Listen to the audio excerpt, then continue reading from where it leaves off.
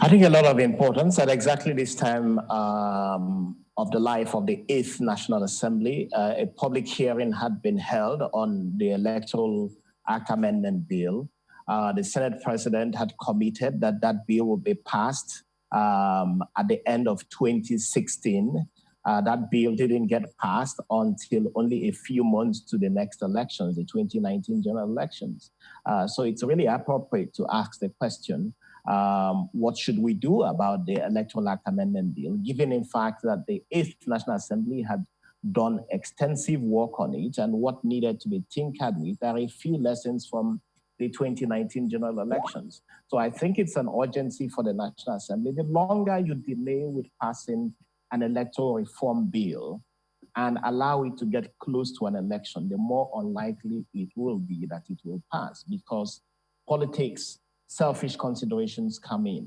And I'm happy Senator Basiru and Honorable Adodogwa are speaking, because I think that's what Nigerians need. There is a lot of misunderstanding, and a lot of what we do from Plaque N, and that's why we have what we call the Plaque Bills track, which tells the progression of bills in the National Assembly. A lot of what we do is to try to let Nigerians know what is going on in the National Assembly. And I think it's a responsibility of the National Assembly to tell Nigerians what it is doing, because it is doing quite a lot.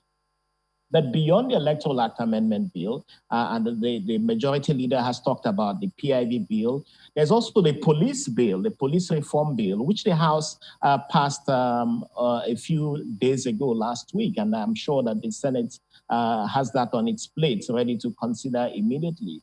These are some of the products that are ready that the National Assembly needs to prioritize and get a lot of reforms and bills out of the track. But certainly, there's a lot of work to do for the National Assembly in educating Nigerians about what it is doing, because it is doing a lot. But certainly, we cannot discountenance the fact that Nigerians have the right to express themselves. And I think this has been said repeatedly by different people. When people criticize the National Assembly, it's because they feel that this is our institution.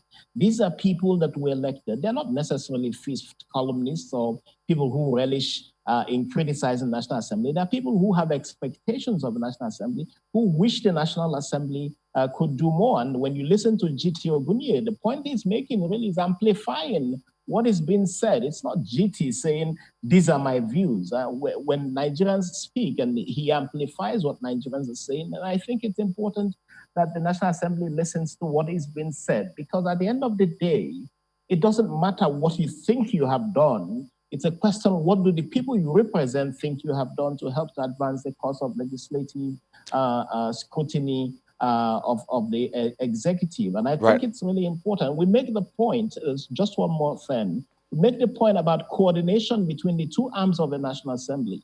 And suggestions have been made about how the two arms of the National Assembly can coordinate and work with themselves to expedite bills. We've even talked about coordination between the executive and the National Assembly, so that you can have bills go into the National Assembly and come out quite quickly, so that people can see the lot of work that has been done. But this has been slow. And I think unless both chambers of the National Assembly can take away some of the struggles between them and get into some coordination with themselves, but also with the executive, if we don't do that, then we'll see the House of Representatives pass a bill, the Senate pass a bill, but none of them coordinating and harmonizing what has happened. And as long as you see that situation, then there will be very little end product. And that, for me, is what determines the effectiveness of the National Assembly.